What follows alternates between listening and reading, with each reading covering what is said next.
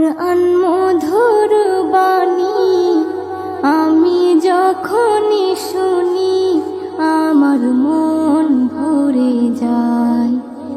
মহিলাদের কণ্ঠে গজল অথবা কোরআন তেলাওয়াত শোনা জায়েজ হবে কিনা? ভাই, কোরআন তেলাওয়াত হইতে হবে সুমধুর কণ্ঠে, মিষ্টি কণ্ঠে।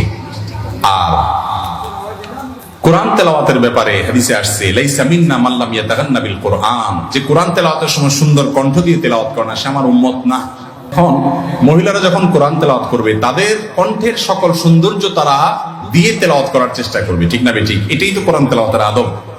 এখন যদি একজন পরপুরুষ গায়রে, যিনি পুরুষের জন্য, ওই মহিলার জন্য গায়রে মাহরাম, ওই ব্যক্তি যদি তার তেলাওয়াত শুনেন, তার কণ্ঠের ইসলামী সঙ্গীত শুনেন, ভালো খালি গলার কোনো ভালো সঙ্গীত শুনেন, তাহলে শুনতে গেলে তার কণ্ঠের যে কোমলতা, ওই কোমলতার ফলে এই ব্যক্তি এটা শোনার ফলে ফিতনায় পতিত হওয়ার আশঙ্কা আছে না নাই? এটাকে অস্বীকার করা যাবে? কিন্তু আজকাল এটাকে অস্বীকার করার মানুষও আছে, বলে না না আমাদের কোনো অসুবিধা হয় না। এই লোকগুলো হয় অসুস্থ না মিথ্যাবাদী। মনে রাখবেন, আল্লাহ তাআলা সৃষ্টি করেছেন যেভাবে, নেচারটা যেভাবে করে দিয়েছেন এর ব্যতিক্রম হয় না। অতএব আল্লাহ কোরআনে বলেছেন যদি মহিলারা কিছু চাবে কারোর কাছে, তাহলে ফালা তাখদানা বিল কওল, তারা কথা বলার সময় কথাকে কোমল করে বলবে না, আল্লাহ নিষেধ করেছেন। এখন আমাদের তো দুনিয়ার সব উলটপালট হয়ে গেছে। কিরকম? বউ আপনার স্বামীর সাথে কথা বললে কর্কশ ভাষায় বলে, হ্যাঁ বলো, এতবার ফোন দিচ্ছ, কি দরকারে কিছু বলবা কিনা। এরপর অন্য লোকের সাথে কথা বলে, জি ভাইয়া বলেন প্লিজ, ঠিক না? এখানে একে হাম্মামা জারে নাঙ্গি, স্বামী স্ত্রী সবারই একই অবস্থা, মহিলাদের একই অবস্থা, পুরুষদের একই অবস্থা। পুরুষ বেচারা হয়তো দোকানদারি করে, কাস্টমার একটা আসছে, ওইটা মহিলা কাস্টমার মনে করেন, জি আপা বসেন, বসে রে, আপাকে চেয়ার দাও, আপা বলেন কি খেদমত করতে পারি, আপা কি লাগবে, খুব সুন্দর সুন্দর।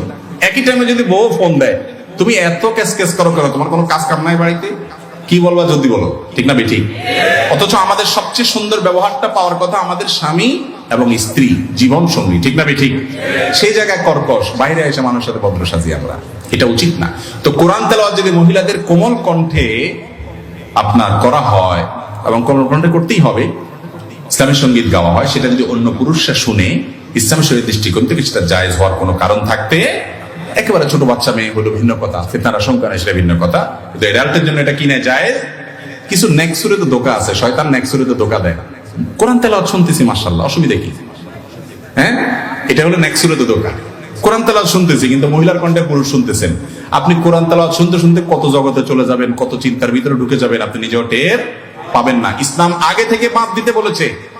আর যারা ইসলামকে পছন্দ করে না তারা বলে সমাজে কোনো দর্শন হতে পারবে না, যুবকরা খুব সাবধান, তবে তোমাদেরকে উস্কানির যত রাস্তা আছে সব আমরা খুলে রাখবো।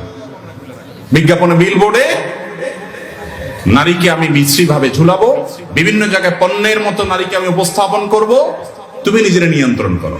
এ হলো ইসলাম। ইসলাম যারা পছন্দ করে না তাদের সিস্টেম। আর ইসলামের সিস্টেম কি?